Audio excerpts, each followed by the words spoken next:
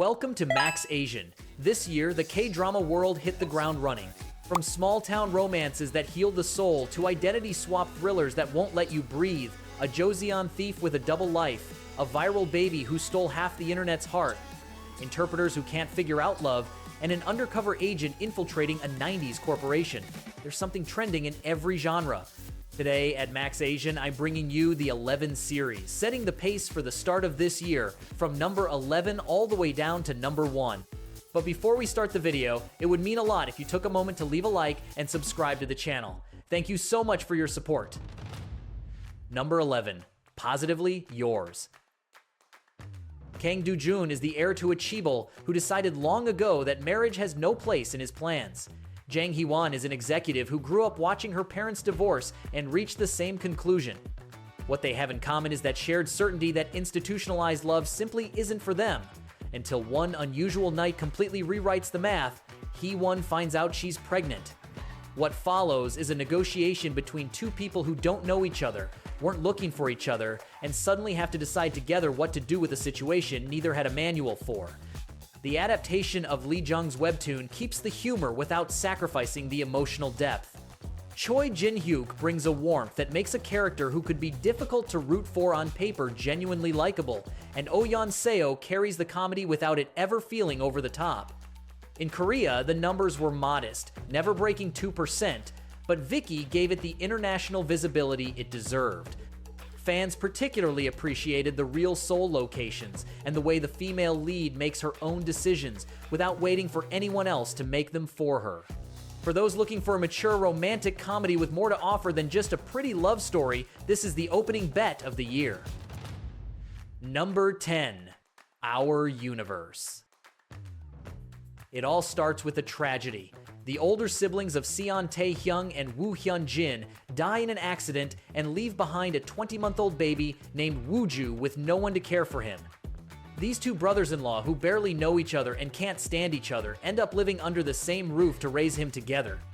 What could sound like a light forced cohabitation comedy takes on unexpected layers as both of them learn, stumbling through it without instructions, what it means to be responsible for someone who depends on them completely. Baby Woo-ju became the most viral character of the season, stealing every scene with a naturalness rarely seen. Bae In-hyuk builds Tae-hyung with a restraint that makes every small gesture worth far more than any declaration.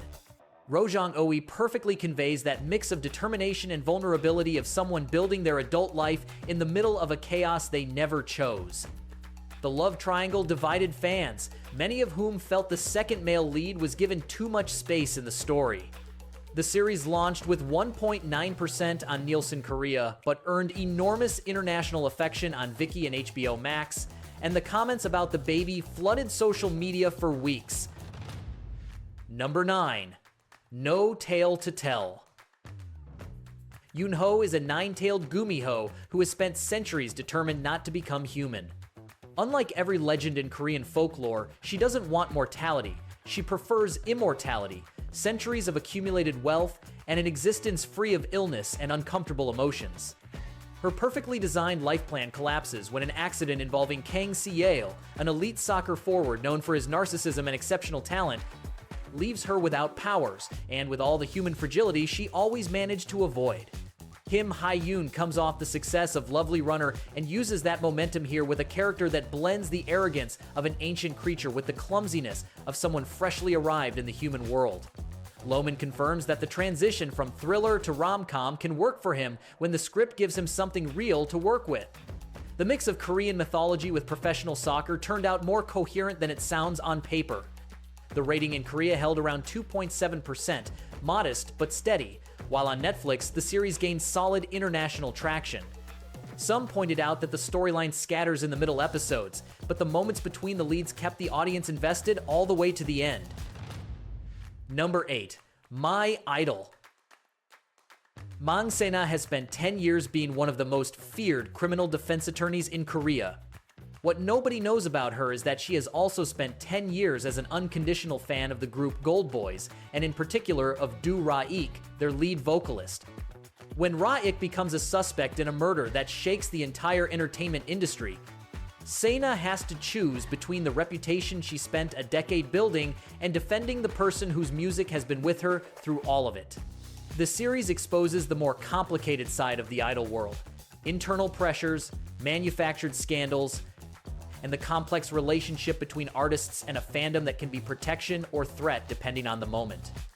Choi Soo-young builds Sena with a professional coldness that contrasts perfectly with the moments when the fan inside her slips through without warning. Kim Jae-young brings a genuine ambiguity that makes it impossible to know for several episodes whether Ra-ik is a victim or a perpetrator. It averaged 2.8% on ENA, but on Netflix it was a significant audience hit, especially among K-pop fans who identified with the tension between admiring someone and knowing the reality behind the stage. Number 7. Spring Fever. Yoonbom arrived in Sinsu with one goal: to disappear off the radar. An unjust accusation in Seoul had cost her her reputation and any desire to be around people. The small town she chose to start over has the unavoidable problem of all small towns. Everyone knows everyone, and the new teacher is news from day one. Seon Jae-gyu is the kind of man who looks like he was pulled straight from an archetype: big, rough on the surface, with the face of someone who doesn't hand out smiles easily. He's also the uncle of one of her students, and he has a heart that completely contradicts his exterior. The series is exactly what it promises: a healing romance in a quiet setting, with characters who reveal themselves layer by layer without any rush. Bo-hyun pulls off physical comedy and genuine tenderness at the same time, a combination that doesn't always work, and here lands perfectly. Lee Ju-bin builds Bom with a vulnerability that never turns passive, and the supporting cast from the village brings that affectionate chaos that makes the community feel real. The series grew steadily in ratings, finishing with 5.7% in its final episode, according to Nielsen Korea, the best result in its time slot in months. For anyone looking for a drama that doesn't demand anything emotionally, but still leaves something behind, this is the one. Number 6. The Art of Sarah. A woman's body turns up in a storm drain in an upscale district of Seoul. The bag she's carrying belongs to Sarah Kim, director of Boudoir, a luxury fashion brand. Detective Park Moo-gyong takes the case and quickly discovers that Sarah has no clear background, that her name doesn't match any real record, and that the people who claim to know her describe completely different individuals. What looks like a conventional crime thriller turns into a layered excavation of an identity built out of the need to belong to a world that would never have accepted her any other way.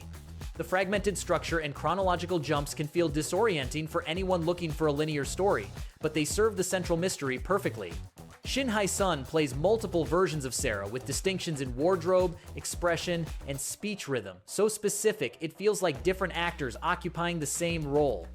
Lee Jun-hyuk holds the investigation together without being overshadowed by the lead, a balance that's harder to maintain than it looks. It debuted in the top 5 most watched titles on Netflix in the region, and the debate over whether Sarah is a product of her circumstances or the architect of her own fate played out on social media for weeks after the finale. Number 5. Can This Love Be Translated? Joo Ho-jin is an interpreter fluent in 8 languages who understands every tongue in the world except the language of self-worth. Cha Moo-hee is a global actress who smiles for everyone and hides from herself.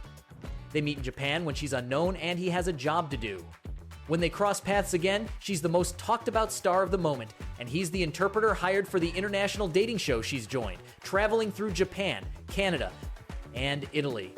The Hong sisters deliver their unmistakable signature here, characters with real trauma who communicate on different frequencies and slowly find each other. The result is a series that doesn't shout its emotions but builds them with patience. Kim Seon-ho in quiet, restrained mode is one of the best versions of Kim Seon-ho there is, and Go Yeon-jung holds together an emotionally complex character that could easily fall into cliché in the wrong hands. It became the second most watched non-English drama on Netflix just 3 days after its premiere, with over 4 million streams. Romantic lines from the show went viral on TikTok as video subtitles, and the debate over whether love can truly be translated kept going in international forums weeks after the finale. Number 4. Undercover, Miss Hong. Hong Kyumbo is 35 years old, a financial supervisory investigator, and has a reputation as the most relentless agent in all of Uedo. When suspicious movements are detected at Hanman Securities, she's assigned to go undercover as a 20-year-old junior employee fresh out of college. The aesthetic problem is obvious, and the series turns it into part of the comedy. The emotional problem arrives when she discovers that the firm's new president is Shin Jung-woo, the man with whom she had a history that never got resolved.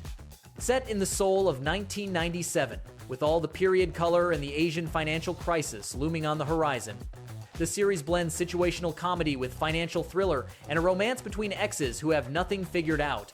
Park Shin-hye makes the double identity believable through comedic timing and sheer screen presence. Ko Kyung-pyo delivers a calculated coldness that cracks more convincingly with each episode.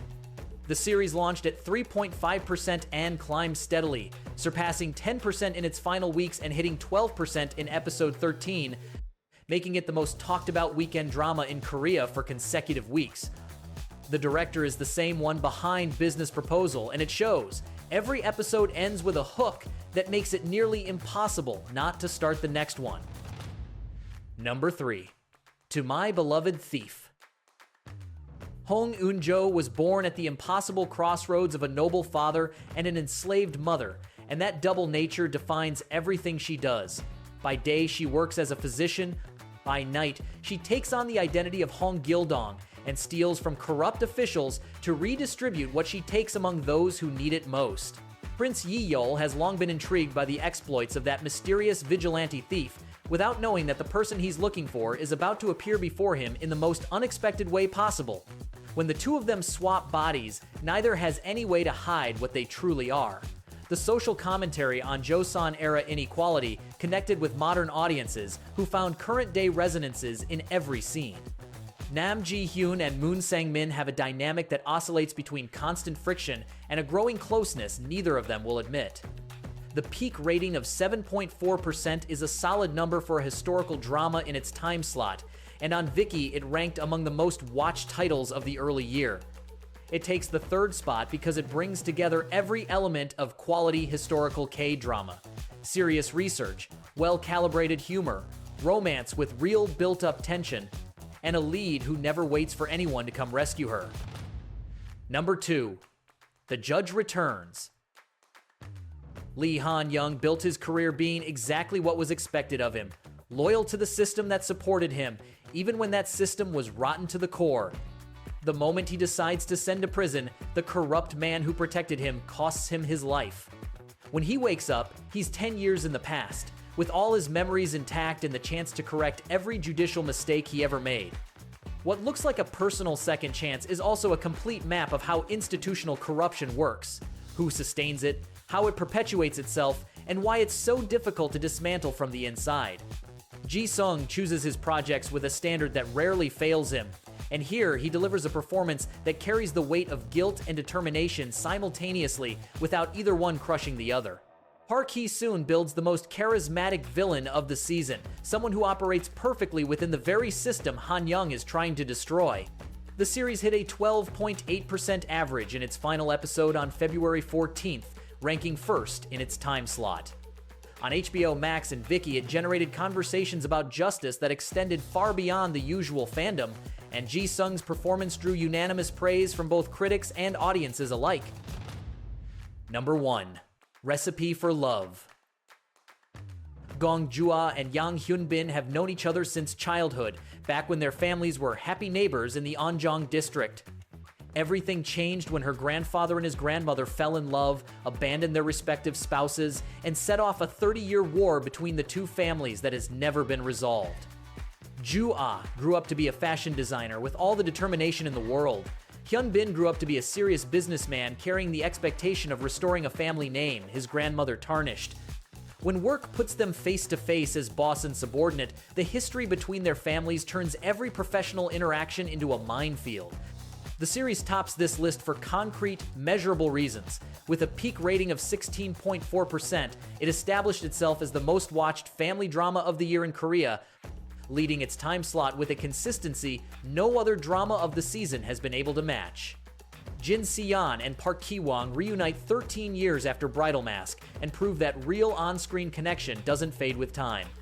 The Romeo and Juliet dynamic, updated with families at war over the previous generation's infidelity, sounds familiar but is executed with a warmth that explains exactly why Korean audiences decided to make it the absolute favorite of the early year.